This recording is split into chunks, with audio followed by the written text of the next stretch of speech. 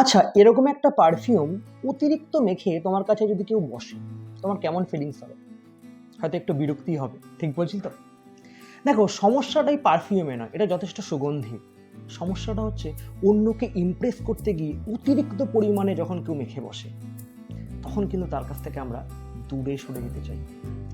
ঠিক একইভাবে সম্মান পাওয়ার জন্য, লোকের কাছে ভালো থাকার জন্য, নিজেকে দামি প্রমাণ করার জন্য আমরা যখন মরিয়া ভাব করি, একটা ডেসপারেশন আমাদের ভিতরে কাজ করে, তখন একটা কৃত্রিমতা প্রকাশ পায় আমাদের চরিত্রে, আমাদের ব্যবহারে, এবং সেটা কিন্তু আমার বাইরের লোক সহজেই ধরা পড়ে। তখন আমরা তাদের কাছে সম্মানের পাত্র হই না, তারা আমাদেরকে করুণার চোখে দেখে, কারণ তারা ভাবে আমরা ইনসিকিউর, আমরা তাদের ভ্যালিডেশনের উপর বাঁচতে চাই। দেখো, তুমি যদি ওই 95% মানুষের মধ্যে পড়ো যারা শুধুমাত্র বাইরের ভ্যালিডেশনের উপর মনে করে যে আমি সম্মান তো থাকবো কি থাকবো না, তাহলে এই ভিডিওটা তোমার জন্য। আর এই ভিডিওতে শেষে থাকছে কিভাবে প্রকৃত সম্মান অর্জন করা যায় তার টিপস।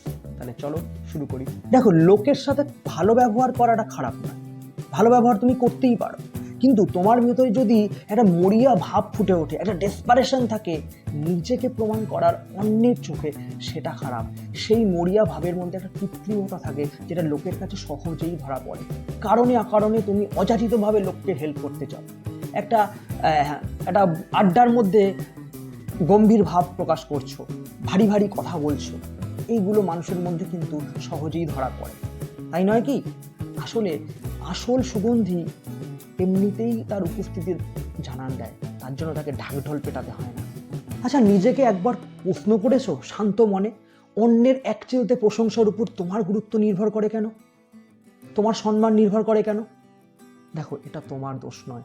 আমাদের মধ্যবিত্ত মানসিকতায় ছোটবেলা থেকে এটাই শেখানো হয়েছে, অন্যের সার্টিফিকেটের উপরই আমাদের সম্মান নির্ভর করে। আমাদের পরিবার, আমাদের কন্ডিশনিং এটাই শেখায়, এটাই যেন মাথায় গেঁথে গেছে। এখানে তোমার কোনো দোষ নেই, তুমি এই ইঁদুর দৌড়েই এখন আছো, এর ভিতরেই ফেসে আছো। আচ্ছা, একটু ভেবে দেখাতো, যে সম্মানটা বাইরের উপর নির্ভর করে সেটা আদৌ সম্মান, না স্রেফ একটা সামাজিক অভিনয়? যখন তোমার সম্মান অন্যের ভ্যালিডেশনের উপর নির্ভর করে, তখন তুমি তোমার রিমোট কন্ট্রোল অন্যের হাতে দিয়ে দাও। সে চাইলে তোমাকে অপমান করবে, সে চাইলে তোমাকে সম্মান করবে। এভাবে কেন নিজেকে সস্তা করছো? সবথেকে ট্র্যাজিক বিষয় কি জানো?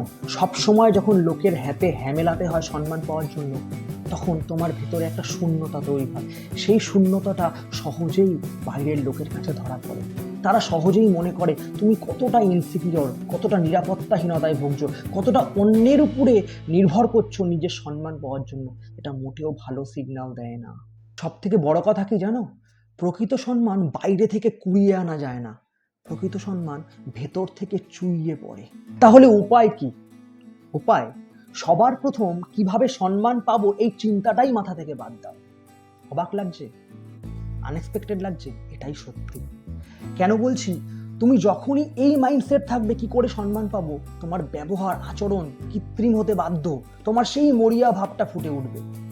আসলে সম্মান নিজে থেকে আসে, নিজের প্রতি অনেস্ট থাকো, সিচুয়েশন অনুযায়ী রেসপন্ড করতে শেখো, তাহলে প্রকৃত সম্মান অটোমেটিক্যালি তৈরি হবে। নিজে রেসপেক্টেড ফিল করলেই বাইরের সমাজ অটোমেটিক্যালি তোমাকে সম্মানের চোখে দেখবে। কিন্তু প্রশ্ন হলো, কিভাবে নিজের প্রতি অনেস্ট থাকবো, কিভাবে সিচুয়েশন অনুযায়ী রেসপন্ড করবো? দেখো, সিচুয়েশন অনুযায়ী রিঅ্যাক্ট না করে রেসপন্ড করতে তোমাকে দুটো জিনিস করতে হবে, দুটো প্রশ্ন করতে হবে নিজেকে। নাম্বার 1, আমি যে কাজটা করছি, যে ডিসিশনটা নিচ্ছি, সেটা কি ইউনিভার্সালি ট্রুথ, সার্বজনীন সত্যি, প্রকৃত সত্য? আর 2 নাম্বার হচ্ছে, আমি যে কাজটা করছি সেটা কি নিজের জন্য করছি, না লোকের ভ্যালিডেশনের জন্য করছি, লোককে স্যাটিসফাই করার জন্য করছি? এই দুটো প্রশ্ন করো। তোমার ভেতরে যে পার্সোনালিটি তৈরি হবে, যে ব্যক্তিত্ব তৈরি হবে, সেটা অটোমেটিক্যালি ভেতর থেকে হবে, বাইরের ভ্যালিডেশনের প্রয়োজন হবে না। তখন তোমার হাঁটা চলায় অটোমেটিক একটা স্ট্যামিনা প্রকাশ পাবে, বাইরের এফোর্ট, তোমাকে এক্সট্রা এফোর্ট দিতে হবে না, তুমি যেন একটা রেসপেক্টেড পার্সোনালিটি তৈরি হবে। আজ ঘুমানোর আগে নিজেকে আয়নার সামনে দাঁড়িয়ে একটা প্রশ্নই করো, আমার সম্মানের চাবিকাঠি আমার নিজের কাছেই থাকবে। দেখবে কাল থেকে তোমার হাঁটা চলা কথাবার্তায় আলাদা রকমের একটা ব্যক্তিত্বের অভিব্যক্তি বা প্রকাশ দেখা দেবে। বিলিভ মি, একবার করে দেখো। যদি এই ভিডিওটা ভালো লাগে তাদের কাছে শেয়ার করো যারা এই সম্মান পাওয়ার জন্য এই মরিয়া চেষ্টা বৃথা করে যাচ্ছে। ভালো থেকো, সুস্থ থাকো। এই ধরনের কন্টেন্ট পেতে গেলে চ্যানেলটাকে সাবস্ক্রাইব করো। বাই।